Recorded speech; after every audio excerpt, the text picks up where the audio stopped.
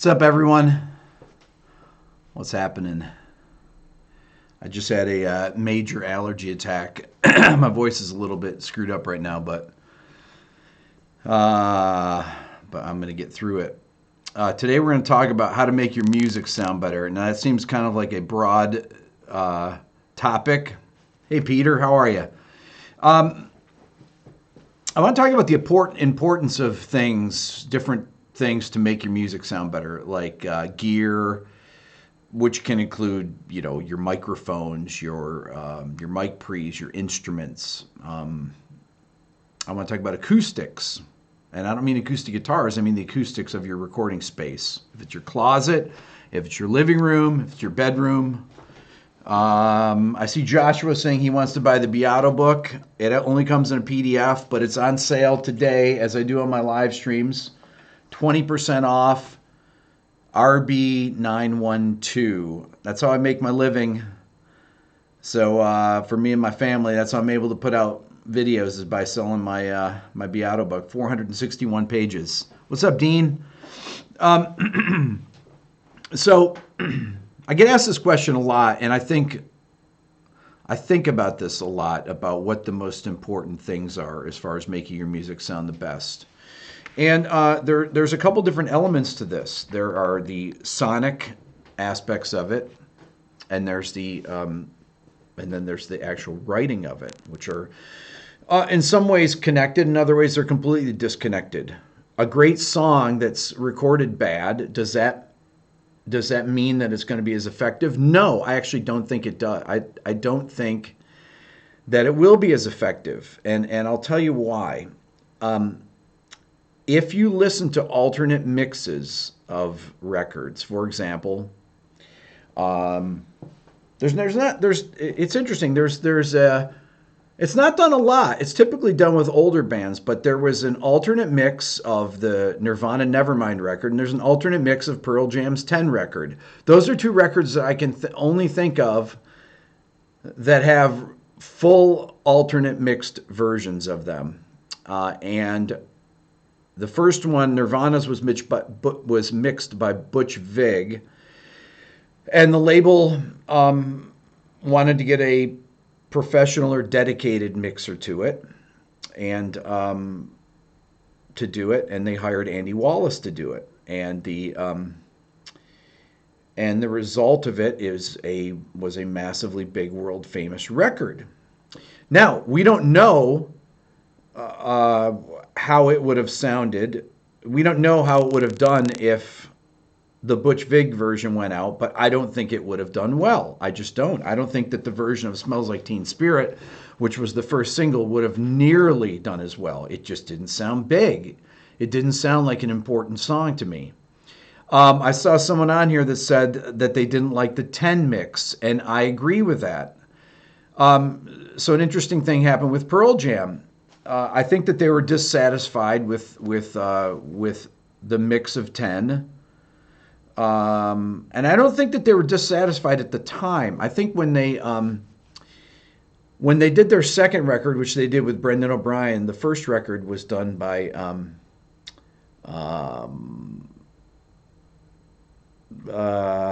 Rick Parasher, and it was very wet. It was mixed by Tim Palmer. It was really wet. The first Pearl Jam record has a lot of reverb on it. And they started working with Brendan O'Brien on the Versus record, the second record. And it's really in your face. There's almost no reverb. There's no reverb on the vocals, or very little. It's in your face. And Brendan ended up producing the next, 5 records or so, and had a sound with the band. So they hired Brendan to go back in and remix Pearl Jam 10. And it's, to me, it's interesting because it sounds like he started mixing the record and making it dry. And then when he got halfway through, he started thinking to himself, man, I think it sounds better with this, wetter in these spots, but I don't think that the record is as good. I don't think it's nearly as good, personally. It's my personal opinion, but Those are two records in particular that you can hear from start to scratch, done completely differently by two different people. I mean, I have tracks of records, and I could do remixes of records, although I have no interest in doing that. But, I think that mixing is extremely important. But before mixing is actually, like, what are the most important things for making your music sound great? Well, let's just say that let's pretend like you have great songs. Okay, let's not even pretend that. Let's not pretend that you have great songs. The first thing to do is to have great songs. Okay, how do you get great songs? Well, to be a great songwriter, sometimes you need help with other people, and you need to co-write with other people. I think one of the hardest things for musicians is to be honest about their own work. When I would work with musicians, typically they would always thought that the last songs that they wrote were the best songs. That's just a common, that is, all bands think that. Whatever the last song they wrote was their best song, which is one of the reasons that labels hire producers. This is since the beginning of time. They don't feel like bands can produce themselves. And so it's always good to get another opinion. And I don't just mean from a producer, I mean from other songwriters. And to try to be honest about your work, have people evaluate it. Don't send your songs to people that are going to just give you the opinion that they think that they want you to have. We've all done that. I've had people send me songs, and I've been nice about it. It's typically my friends that, when I know that they're not going to do anything with it, but when people, but 99% of the time I give my honest opinion on it, and I try to be as constructive as possible. So I think getting people's opinions on it, I mean, ultimately the marketplace is, how well does it do? Does it connect with people? If you put a video out on YouTube, does it get views? If, somebody at Sirius or XM radio hears it and they want to play it, are they going to play it? Does it connect with people? Does it sell? I see people talking about physical copy of the Beato book. I'm not going to do a physical copy of the Beato book. People have them printed out just like I did at a copy shop, but I'm not making a physical copy of the book. So if you want to support my channel, you can support it. You get 20% off today. You can buy them. You can buy any of my mugs too. I'm drinking out of the hardest mug, which is the double harmonic major mug.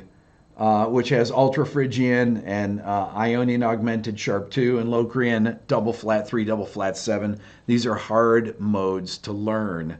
They're also hard modes to write music in. Okay, if you check out my video that I did with Nare Soul, where we did a series of, we wrote 7 pieces, one in each mode, and transposed them to different keys. It's on my channel. It's called The Modes of the Darkest Scale Ever. They're the modes that keep you up at night, John. That's right. No, and I don't do, I just was asked, have I done any remixes of the tracks for fun? And I have not, honestly. It's, I'm not sure why. I had a friend, actually, it's an interesting story. So I had a buddy of mine that worked at the Hit Factory. He's a really famous mixer, mixed a lot of big hit records. And he worked at the Hit Factory in the 80s and was the assistant to Bob Clearmountain, or assisted him. And he said he used to pull out tapes from the famous recordings that they used to have in their tape room there. He'd pull out the multi-tracks and put them on the update on a day off, and he would practice mixing them. Big hits, famous songs, that had been done there. I won't name them because I don't want to get him in trouble. Not that it would matter anymore, but I thought that was kind of a cool thing. But that's how he taught himself how to use the console. So let's say that you have great songs. What are the other things that go into making a great recording? I would say the most important thing when you're outfitting your studio, what should you really spend your money on? What's going to make music, if you're a producer or recording your own music, what's going to make it sound the best? Always spend your money on instruments. If you were to do a shootout between mic pre's that are Neve style mic pre's or that are API style mic pre's versus real ones, unless you engage the EQ in there and you have a really finely tuned ear, most people cannot tell the difference. But if you have a bad sounding instrument, anybody that watched my my video on suspensions yesterday, I have a Taylor 12 string, and I also have a 1957 Gibson Country Western. When I listen back to the video and I hear the Taylor 12 string on it, it sounds, in comparison to the Gibson, terrible, I think. To my ears, it sounds bad. And I think that it's that part of that, it's just not as nice of a guitar. The Gibson blows it away. And you can really hear it just on that. And I'm using the microphone that I use for my videos is a Zoom. I'll show it to you here. It's an H5. Most of you probably know what this is, but I think it's H5. This is the microphone that I use for my videos. Here. Okay. I use this as a stereo mic, and it's good because for a number of reasons. Number one, it's stereo. It's in stereo, and it has an SD card, and it's easy to get the information off of the off that recorder and to sync it with my camera. I record audio on both, and then I replace the audio with that. When I listened to the two guitars though yesterday, I wanted to reach for an EQ. No, the mic that I'm using now is my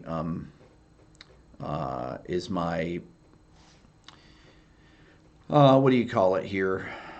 I can see people saying it's clipping a little bit. My input might be too hot. I'm just going to turn it down a little bit. It's my Logitech camera. I can see that it's clipping right here. I'm going to turn it down. So obviously these microphones, things like that, are very important. Hold on, I'm turning it down right now. Let's see, sound, microphone, check 1 2 3, test 1 2 3. There, I just turned it down. That should be better. So I would say spend most of your money on instruments. That is by far the most important thing you can do. If it's between a nice microphone, now there's nothing wrong with having nice microphones. The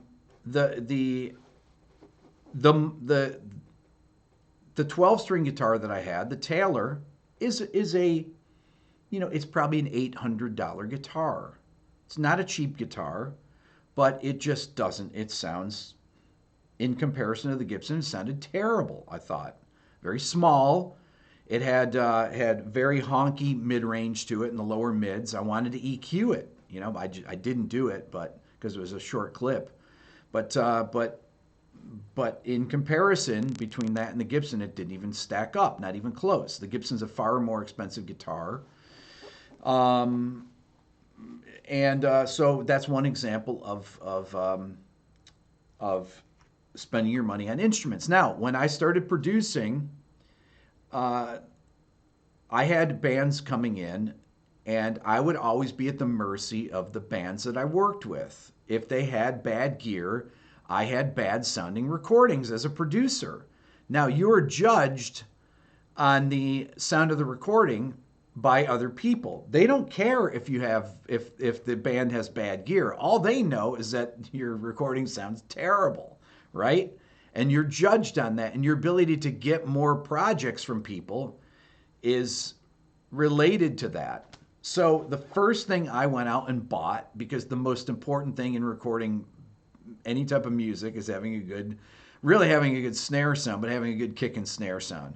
Because I always thought that the fidelity of your drums, whether they're acoustic drums or they're electronic drums, if you're programming, the fidelity of your samples, everything is the most important thing in the recording.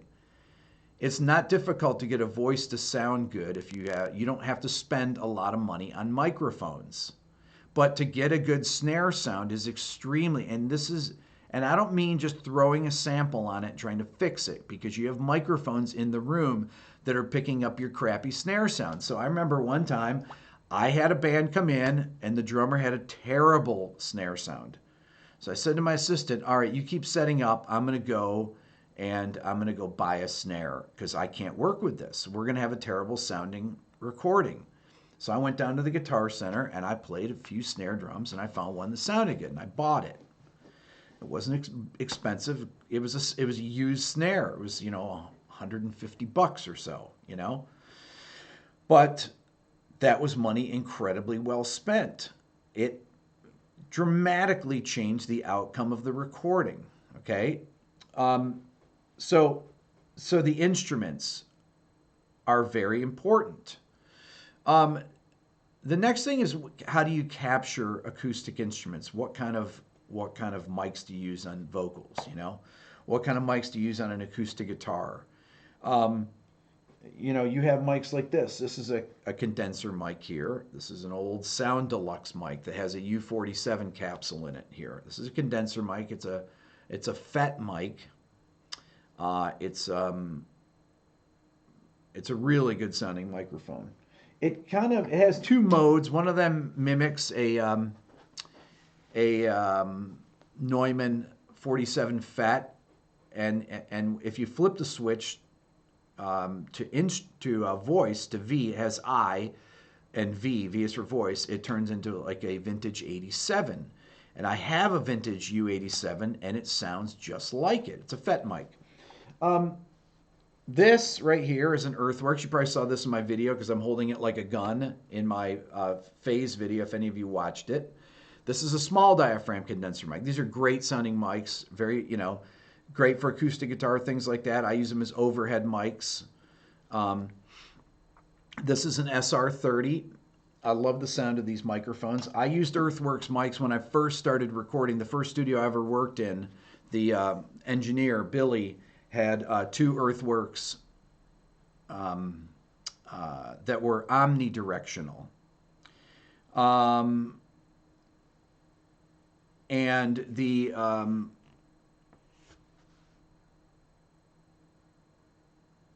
they were omnidirectional, and they actually made up for the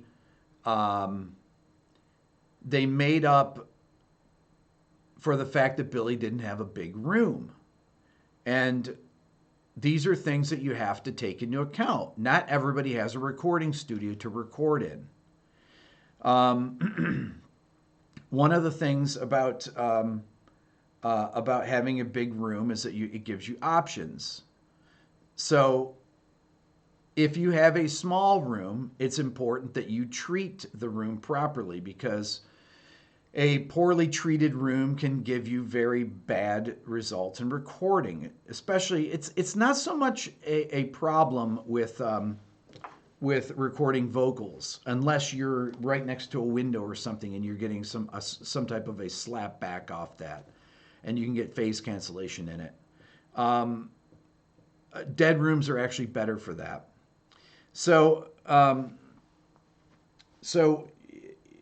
investing in some sound deadening things or in diffusers in your recording space can be very, very important. I see somebody says reduce 90-degree angles on walls. That's absolutely true. When you have rooms that are square or rectangular, most rooms are rectangular, you get what is called flutter echo up in the corners. You hear it if you clap your hands loudly. You hear it. It sounds like a spring up in the corner. A very, very quick echo. That's called flutter echo, which is really bad. Okay, you don't want to have parallel walls, so parallel surfaces.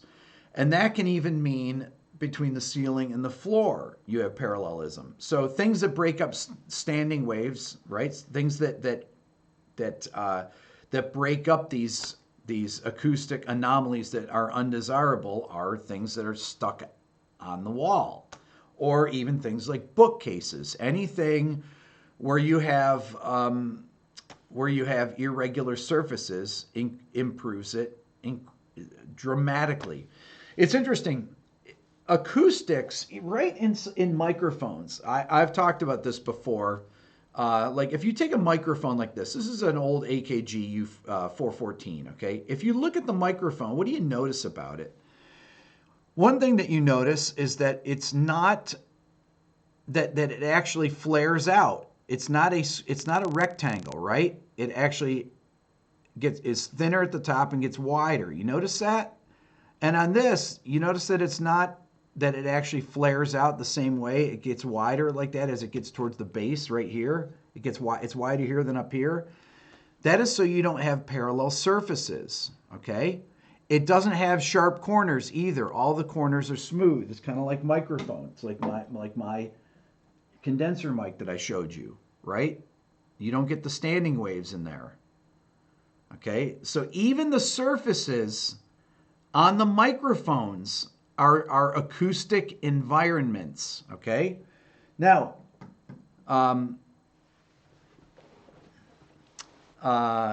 these are really, really important things to know. You don't want to deaden your room, because if you have a really dead room, it's very hard to judge your mixes, okay? Dead rooms are not great for mixing in. You want to have some liveness, but you don't want to have any weird anomalies, standing waves. You don't want to have any weird places where the bass is over accentuated, okay? So spending a little bit of money or spending some time affixing things to the walls to get rid of flutter echoes. Rugs, Peter just said rugs on the floor. Rugs are great. Now, you don't have to cover up the entire floor, Peter. You only have to cover up a certain percentage. The same thing, when you put up diffusers, as long as you have, you can have them a few feet apart. They don't have to cover the entire surface to work well, okay? They have to be placed, they can be placed where they're, 2 feet apart. And there's enough, they will do the job of reducing the standing waves that you have between the floor and ceiling, and then you want to reduce the standing waves between the walls. I have a live wall right here in front of me, and I have a dead wall right back here. This is acoustic deadening material. There is this wall right here. Can you guys see me even? Oh, I'm here. Okay, so this right here, all this stuff with the fabric on it has 703 Owens and Corning compressed fiberglass, which is really great. And I'm going to answer that question here. I see the Robert's question here. So I have a dead surface back here, a live surface here. So that basically takes those surfaces out of the equation, okay? I have an area rug here. I have 2 area rugs here that are that don't cover the floor completely. I'm not deadening it totally, but they cover enough of the floor to get rid of the standing waves. I also have diffusers on the ceiling too, to get rid of the standing waves between here. Okay, so I've treated it, and you guys can hear that my room is fairly live, right? You can hear that has ambience to it. If I clap my hands, you can hear there's a little bit of space in it. It's live enough that if a drummer's playing in here, well, if the drummer's playing in here, I'm going to take some of the things out of here and I'll liven up the room. I would take if I'm doing a drum session, I take all this gear that's here, my computer setup that I make my videos on, I take that out of the way so that it's not breaking up the sound waves, and they're actually traveling. They actually have more room to travel, okay? And it improves the sound dramatically. It improves the sound for things like, your room mics for your drums, okay? So acoustics are really important. I think that the acoustics are as important as your microphones. Okay, the microphones are important. The instruments are the most important. Spend your money on the instruments. Get your room sounding right. If it has to be dead, fine. If you're in a closet, that's fine. Then you spend your money on your microphones. Then you spend your money on your mic pre's. Okay. Okay. So Robert's question: not having luck getting good tom sound using 421 top and transformerless 57. Okay, I didn't say transformerless 57 on the bottom. I used a regular 57 on the bottom. Do you have the back? Robert, both of them are about, I don't know, an inch away from the head, the same distance. And the Redco cable has one out of phase. Well, maybe does your tom sound bad?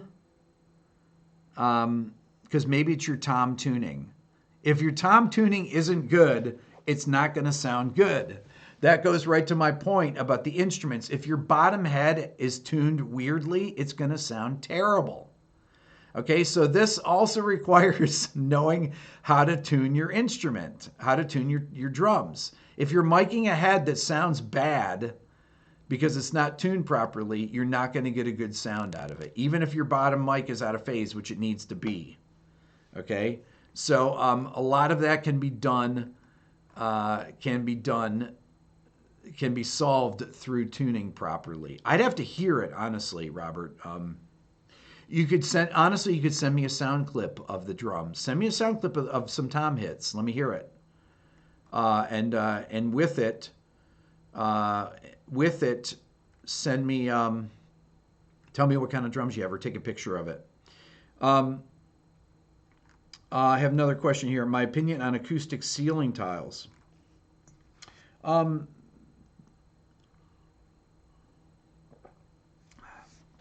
I'm not sure what you mean by ceiling tiles. If you mean things like clouds that are up there that are deadening, or things that are diffusers, because they're two different things.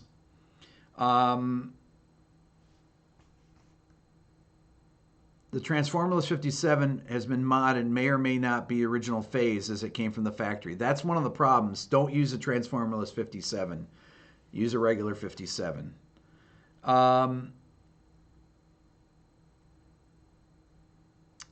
John, thank you very much. Appreciate that. Really appreciate that.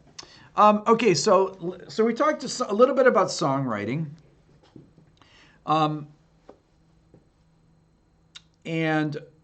Frank, I see your thing about toms. I have some really good videos on tom tuning. You should refer to those if you guys have any questions about tom tuning. I've had videos since the beginning of my channel. Some of my earliest videos were about tuning your toms, tuning your snare, tuning your kick drum. Every drum has a resonant frequency that it sounds best in. If you were to put the exact same tension on the top and bottom head, okay, and had the same heads, let's say you had a coated ambassador on the top and a clear ambassador on the bottom of each drum, and tune them all to the same tension, let's say 70 pounds per square inch, okay, or 75 pounds per square inch on the top and bottom head, and they're both single ply. Each drum will be in the right, will have the correct pitches related to them for the most part. Will be pretty close. If you use two single ply heads, if you use two clear ambassadors, clear on the top, clear on the bottom, and you tune them, let's say 75 pound, let's say PSIs, 75 on the top, 72 on the bottom, and you did that for each of them, doom, doom, doom, doom, doom, it would sound perfect. They would have the right pitches between them, and they would sound good. Okay? So the pitch would be defined by the amount of surface area. Obviously, the bigger drums that have more surface area, tuned to the same pressure level, are going to be lower. Are going to be lower in pitch. All right? Does that make sense? Try it out. You'll see. If you guys don't have a good ear for tuning, go buy a drum dial. Tama makes one, a version of drum dial, and there's a drum dial out there. The drum dial, Subi, yes, the drum dial is if you don't feel confident about it, buy one of those. There's a store in town here that a guy that sells used sells used drums. Music Exchange, it's called, or Musicians Exchange, and the guy Mike that owns the store always has really good. Always, every time I go in there, doesn't matter if they're $75 snare drums or whatever, they always sound great. And I remember going in there. Mike's a drummer, and I was like, Mike, all your drums sound amazing. He goes, oh, I use this drum dial. He uses this Tama version, and he tunes with it, and they just sound. They sound great. I always tune by ear, right? But Mike uses that, and he gets amazing results too. Whatever gets you the best sounds. And they all his toms sounded great. So I ended up buying drums there that I never would have bought. I'll be like, oh man, I like that snare there. How much is it? It's $75, $100 or something like that. I'll buy it. And it makes a big difference. Just like you go into a store and all the guitars are actually tuned, you're going to sell more guitars if you go into a store and the stuff is tuned. The Tama drum tuner digital, no, the ones I'm talking about just have a counterweight on them, and you just lay them about an inch from each lug, and you go around. Okay, that's how you do it. Hold on 1 second here. I'm doing a live stream now. That's okay. Do you need something? Bye. This is my wife. So they have get milk, right? Peter, drum dial digital drum tuner. So they have digital ones now. They make digital ones, and I think they still have the ones with a counterweight. I've never tried the digital ones, but those are great substitutes if you don't trust your ear, and they will always get you close. They're more difficult if you use a 2-ply head. Okay, as the head gets thicker, it makes it more difficult. Okay, so how important are things like mixing? Okay, how important is mixing? Mixing is very, very important. There's a reason that people pay guys like Serban, who does all the big stuff that Max Martin does, and that all the big producers out there, all the radio mixes that are done. There's only a few people that do them, and they specialize in it. And they specialize in it. These guys get paid, $3,000 a mix, and the reason they get paid that much is because it's worth paying that much, because of the kinds of effects they use. The EQ, the bass, is always sounds great, and so knowing how to mix is very important. That's why people hire people to do it. I saw a comment here, or a question here, about saxophone horns, miking in general. Miking and EQing. So the idea about EQing is a thing that you resort to last. I generally EQ. Sometimes I'll record stuff flat, but most of the time I will use an EQ on things. I use an EQ just to give it color. What kind of microphones are good for saxophones? Well, it really depends. Good instrument mics are things like RE20s that are made by Electro Voice, for example. A Sennheiser 421 can be a good mic. There are good mics that are good for picking up for recording horns with, and that takes experimentation with your room. Now, I happen to have a lot of different microphones because I have a studio here, and I can put up a ribbon mic and make sure it's far enough away that it won't get destroyed by a trumpet player, I see Jason asking this question: is it better to subtract than add EQ? Right? No, wrong. Is it better? Okay, well, there are people that adhere to this, that teach at big places, that adhere to only use subtractive EQ. Well, that's good in practice, and I use subtractive EQ a lot, but most professional engineers, mix engineers, and recording engineers, I'm talking big people that make money and make big records, they use additive EQ all the time. So there are no rules on that. And I wouldn't necessarily say subtract first and work from there. I see that comment too. Not necessarily. But I usually will subtract first. But most guys are boosters. Chris Lord LG, most guys are boosters. Most mixers are boosters. If it sounds good, it is good. Martin just said that. Right on, Martin. There you go. So Timothy says, I've heard that low mids are often make or break for rock. What's the best ways to improve this part of the mix? The best ways to improve your low mids are to have a good sounding room to monitor in.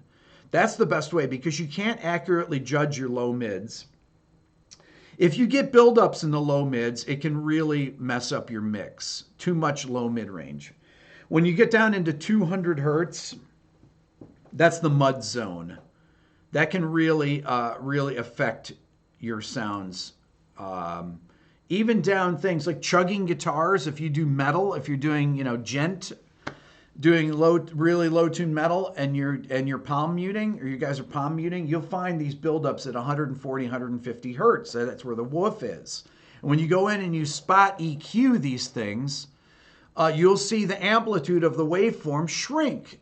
That's how you know you're in the right spot. But you can do it typically the way if you find a muddy frequency, you boost in a narrow band, you go around until it woofs out, and then you dip it. That's how you go in finding these things.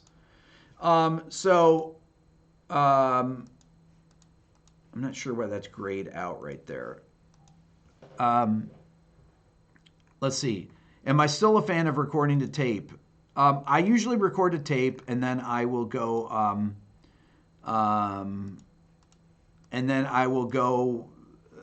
from tape into Pro Tools and then finish recording from there. I just think it's easier to work. I think it's easier to work in Pro Tools. Honestly, it's easier for the people that I work with to do that. Okay, it's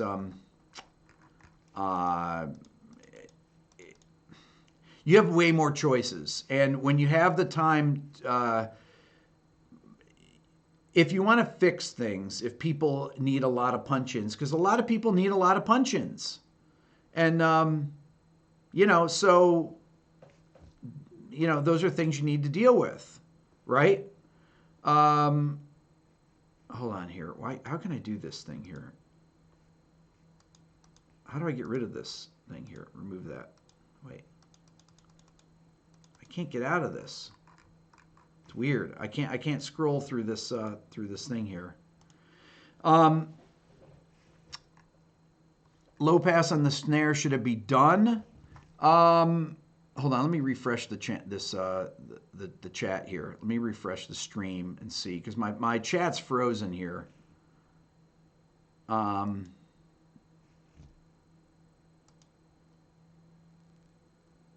I'm trying to do this here, so it's here we go. There we go, better. Okay.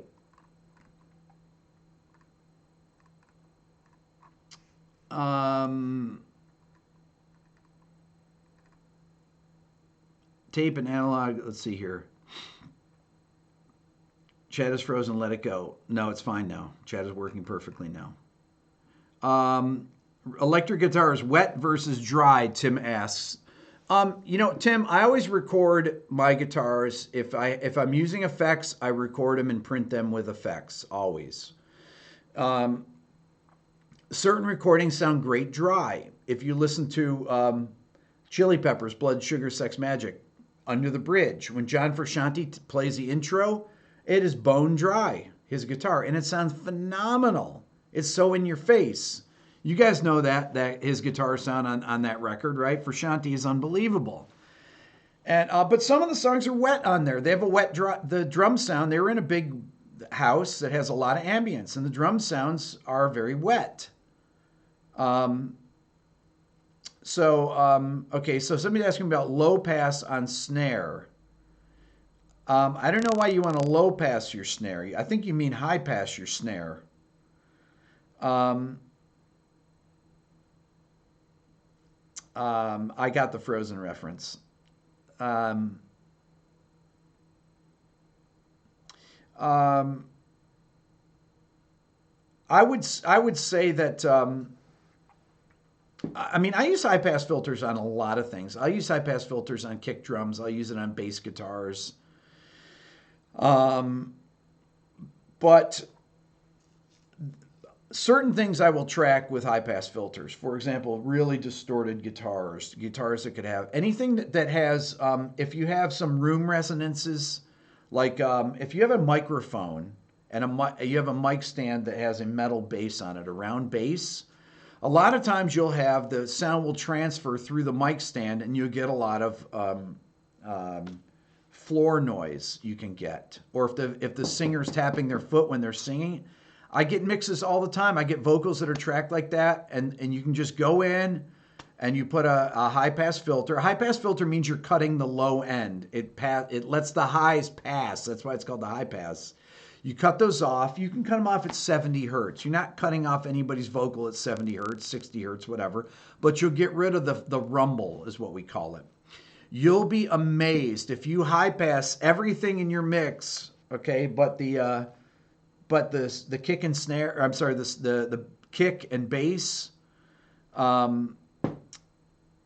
you'll be amazed, especially if you have a lot of acoustic instruments. It's not as big of a deal if you're recording all with synth sounds. If you're using, let's say you're using Trillium for the bass or something, you're using a keyboard bass, and you've got 808s, and you've got, if you're doing hip hop music and you're using all what I call canned sound, pre-recorded sounds or synthesizer sounds, you're not going to have as many mistakes necessarily as you're going to have if you're recording acoustic instruments. So I think that's, Brian says, get rid of all the lows below 30 hertz. It could be 30, it could be higher than that. Don't be afraid to high pass the bass guitar even, or your bass in general. I recommend having a subwoofer if you are, subwoofers are important for being able to hear your low end, and they can be placed anywhere in the room. By the way, I'm going to say this again. My book, my PDF, this is how I make a living. This is how I'm able to get on here and make videos every day, is on sale. And the discount code, 20% off. You can buy my mugs, anything to support the channel here. That's how I make a living. It's not through views, because most of my videos, well, this one won't get demonetized, but most of my live streams don't get many views. The code is RB921. It's today's date, 9/21. The thing with a subwoofer, okay, subwoofers are really they don't necessarily need to be placed. They don't, in my control room, my subwoofer is off on one side. And the reason being that bass travels. Bass will fill the room.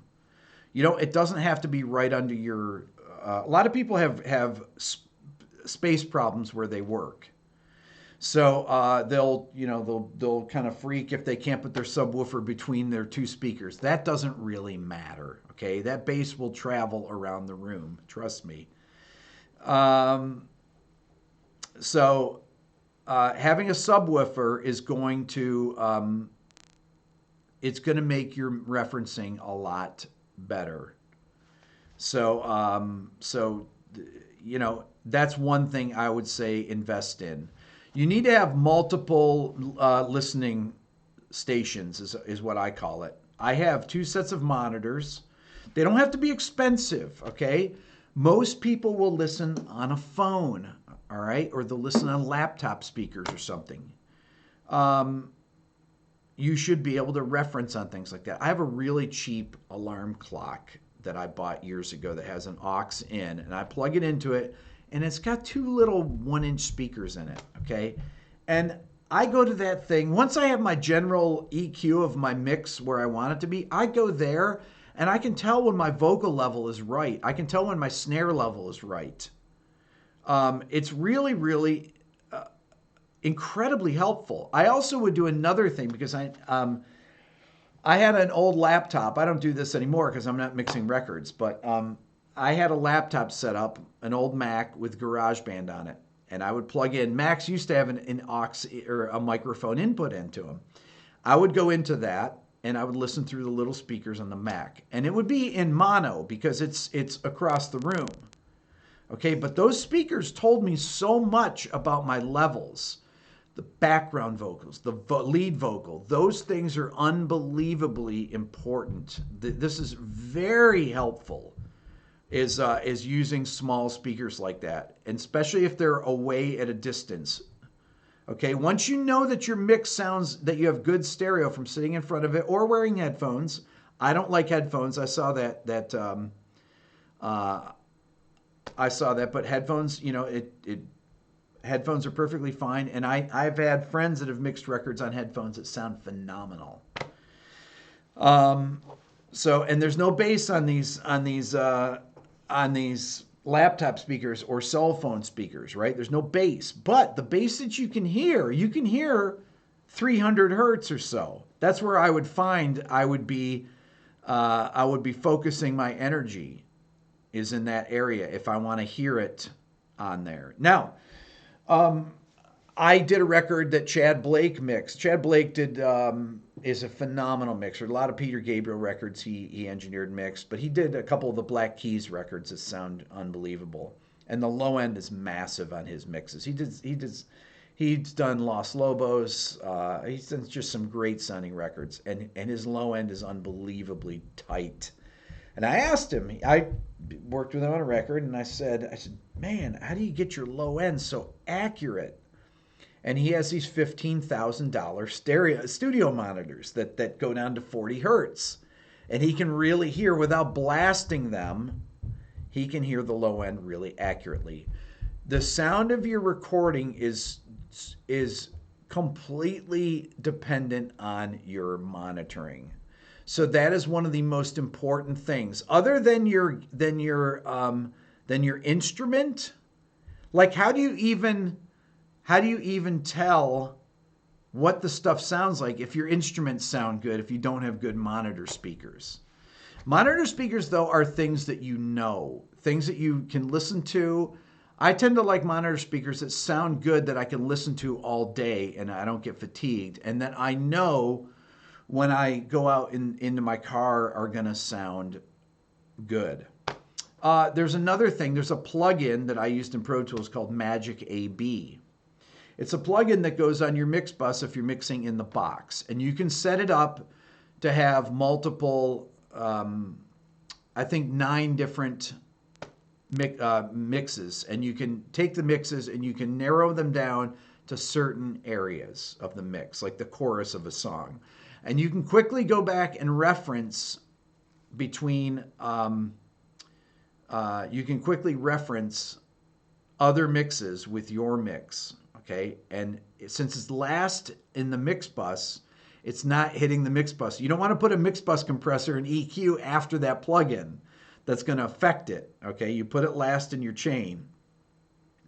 So that is getting unaffected. So you can quickly switch between that and your mix while you're playing your mix. You do it in real time. This is very, very important. Not everybody is Serban or Chris Lord-Alge or Andy Wallace or any of the famous mixers out there.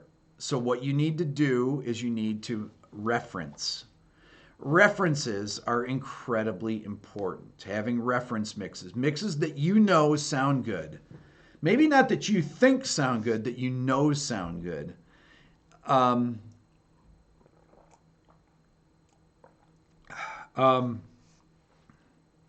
Everything is important, Raul says. Spend money on everything. No. Good monitors, good instruments. Then you go to the microphones, and then you go to your mic pre. Mic pre's are probably the last. Mic pre's are important, but you don't have to spend a lot of money on monitors. The monitors I use, I've got monitors from the 90s. I've got my NS10s are 20 years old probably. if you're not blowing them up with 808s, they're gonna last. All right, and typically you have a crossover in that are going to separate. If you have your subwoofer, that it's going to take those low frequencies anyways, and they're not going to blow up your speakers. In the old days, before people started using subwoofers, they would crank their NS10s and they would blow them. They would blow them because they can't, they can only handle so much low end. Sim asked what amp I have for the NS10. So I have a Yamaha 2700, I believe, is the amp I have. The thing with some of the most people, like Chris Lord LG, for example, uses Yamaha amps. Now, Bryston amps are great to use. The Bryston 4B is a great amp to use for your for non-powered monitors. Most monitors that you buy nowadays, commercial monitors, are powered. Okay, so that's taken care of. But I like my NS10s. I still use them because I've used them forever. What are you going to do? You use what you know and try not to blow them up.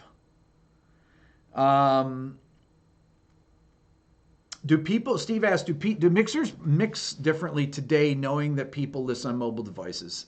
Absolutely, they do. No question about it. They really, really do, because people know that you're listening on your phones. This is why, I tell you though, I think that it's actually good. I think it's good to mix like you want it to sound if somebody has a great system. If they have a subwoofer, you want to have a big low end, all that, right? You want to have a full mix that doesn't have incredibly piercing upper mids at 3K, 4K. You don't want to kill people. You want people to be able to crank it loud. You also want these to sound good where you can hear the kick drum and you can hear the bass on small speakers like a phone. And how do you do that? Well, you do that by adding things like distortion to them, okay? Things that have more harmonic complexity in the sound you're able to hear them at lower, when you have a limited bandwidth, okay? Because, I don't know if you notice this, like if you call, so I have an iPhone. If you make a phone call and you use I have AT&T. If you use AT&T and I call, it's very lo-fi. It sounds like a telephone. But if I call through FaceTime voice, which I call people through FaceTime voice a lot, the frequency response is massive. It's got so much more top end in it, right? The bandwidth is greater. That's what we're talking about, is we're talking about bandwidth. So these are things that are going to improve your music.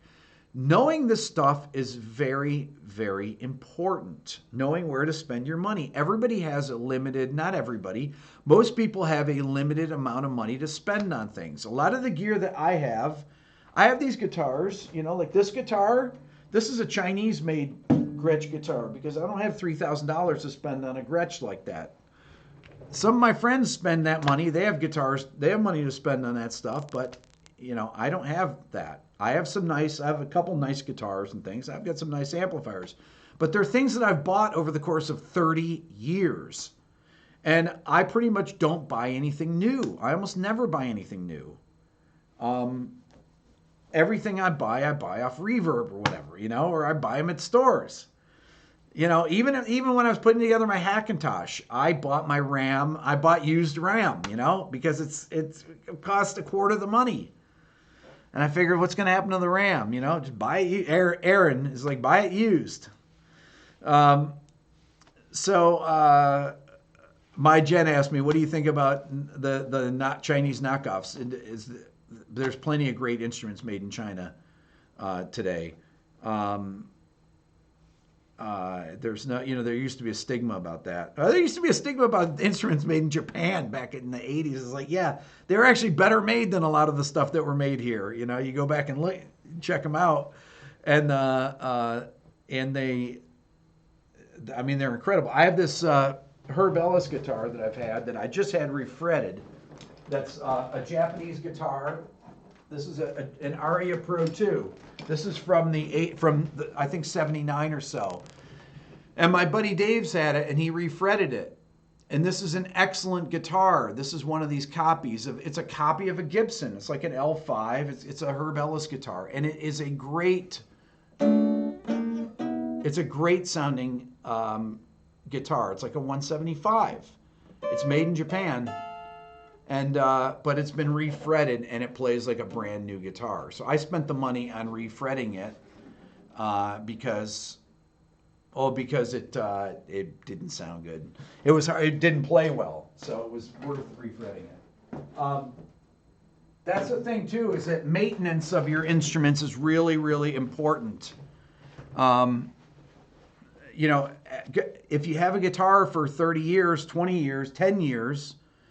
You got to refret the things, you know, you do. You got to take care of them. That's just a fact. So, all right, listen, this is a conversation that we can continue at another time, but this is some great stuff. Remember, if you want to support the channel, the Beato book, or you can join the Beato Club. The Beato Club, I have additional content. I've got some more stuff I'm going to be uploading there today. You can check it out. It's on my website. Go and look at the there's 4 different levels in the Beato Club, but that's a way to support my channel as well. But my Beato book, everything in my store is on sale, 20% off today, and the code is RB921, which is today's date. I'm put it right here in the chat, RB921.